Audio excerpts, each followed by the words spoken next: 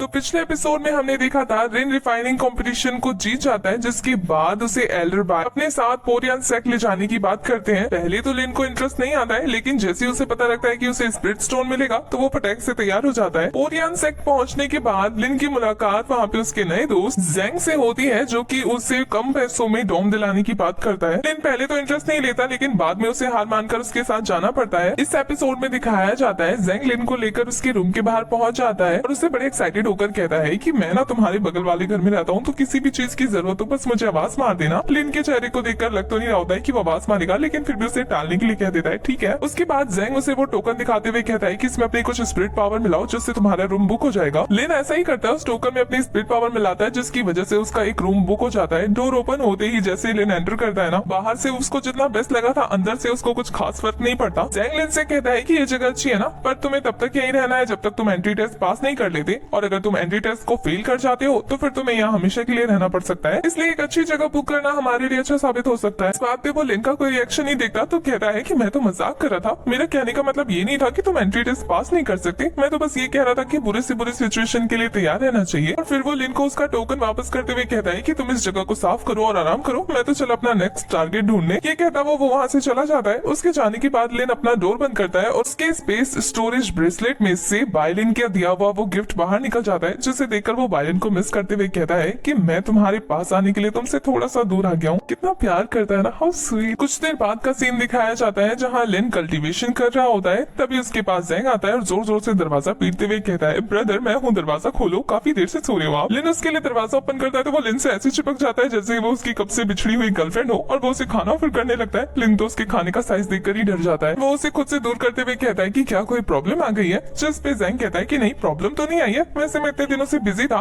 लेकिन अब मैं आपको लेके चल सकता हूँ। एंट्री टेस्ट के साइन अप के लिए वो जगह काफी दूर है तो हमें चल के जाना है, तो तैयार हो जाओ। लिन भी रेडी था उसके साथ जाने के लिए। इसके बाद दिखाया जाता है रास्ते में जेंग लिन को हाईएस्ट माउंटेन दिखाता है पोरियन सेक्ट का, और कहता है कि वो यहाँ का मेन है। हाँ, पोरियन सेक्ट के तो मेन एल्डर्स रहते हैं अपने सभी स्टूडेंट्स के साथ। तो लिन कहता है बाकी सभी माउंटेन्स का क्या, जिसपे वो कहता है बाकी सभी माउंटेन्स में भी काफी सारे स्टूडेंट्स रहते हैं। उन माउंटेन्स पे मास्टर के खुद के रूल्स चलते हैं, जहाँ पर डिसाइबल ऐसे चूज होते हैं जैसे उनकी स्किल्स, पावर और कल्टीवेशन लेवल। लिन उसकी सभी बातों को इग्नोर करते हुए कहता है कि मुझे ये बताओ कि क्या यहाँ पे स्पिरिट स्टोन अर्न करने का कोई रास्ता है। जिस बात को सुनकर जेन हंसते हुए कहता है कि क्या सही बंदे से पूछा है आपने स्पिरिट स्टोन अर्न करने के बारे में। इस क्लैन में काफी सारे कॉम्पिटिशंस होते हैं, जिसमें जो लड़ने वाले लोग होते हैं ना, वो अपनी तरफ से कोई एक इंटरेस्टिंग सा आइटम पेश करते हैं या फिर कुछ पैसे पेश करते हैं जो जीतने वाले को मिल जाता है। कभी कभी क्लैंस की तरफ से भी ऐसे ऑफिशियल कंपटीशन हो जाते हैं जिसमें काफी ज्यादा अमाउंट मिलता है। तो एक बार तुम ये एंट्री टेस्ट क्लियर कर लो और यहाँ के स्टूडेंट बन जाओ परमानेंट तरीके से, उसके बाद हम दोनों मिलकर कंबाइन हो जाएंगे और काफी सारे डीमन की हंटिंग करके बहुत सारे पैसे कमाएंगे। लेकिन उससे पहले हमें ये साइन अप कंप्लीट करना होगा। जब लिन देखता है साइन अप वाली जगह पे इतनी लंबी लाइन लगी है, तो वो कहता है कि इतनी लंबी लाइन में कब जाएंगे हम लोग। तभी जेन शेकी बगाड़ते हुए कहता है कि आपको इस एरिया में डरने की जरूरत नहीं है जब तक ये मोटू मास्टर आपके साथ है। लिन कहता है सच में ऐसी बात है, तो वो कहता है हाँ, और वो एक लंबी सी सांस लेता है, पीछे मुड़ के जोर से चिल्लाता है वाओ उधर देखो, पीछे एक बहुत ब्यूटीफुल सी सीनियर सिस्टर है जो कि बिना कपड़ों के यहाँ आ रही है। और ये देखकर सारे स्टूडेंट्स उधर देखने लगते हैं। लिन भी काफी इंटरेस्ट के साथ पीछे मुड़ के देखने लगता है, तो जेंग उसका हाथ पकड़ के कहता है ठरकी पीछे मत देखो, आगे चलो। और फिर वो उसे लेकर लाइन के आगे पहुंच जाता है। आगे जाकर गार्ड से जेंग कहता है कि ये मेरा भाई है और इसको एंट्री के लिए अपना साइन अप करना है, इसका कर दो जल्दी से। तो वो गार्ड लिन की तरफ देखकर कहता है कि ये मत सोचना कि यहाँ पे साइन अप कर रहे हो इसलिए तुम्हें एक्स्ट्रा एडवांस ट्रीटमेंट मिलेगा, इसलिए वापस लाइन में जाओ, आगे आने की जरूरत नहीं है। जेन उस स्टाफ को मक्खन मारने लगता है कि मेरा भाई काफी ज्यादा औसम है, आप इसको देखो तो सही। लेकिन इससे पहले वो आगे और भी कुछ बोल पाता, तभी वहाँ एक हट्टा कट्टा इंसान आ जाता है। वो जेंग पे गुस्सा करने लगता है कि तुम्हारी हिम्मत कैसे हुई मुझसे झूठ बोलने की कि यहाँ पे एक सीनियर सिस्टर बिना कपड़ों की आ रही है। हाँ, सट्टे कट्टे इंसान को देखकर आसपास के स्टूडेंट डरते हुए कहते हैं कि ये वही है ना ब्रूट फोर्स किंग। ये फोर्स किंग इतना ज्यादा पावरफुल है, इसने 2 दिन पहले एक लड़के को इतना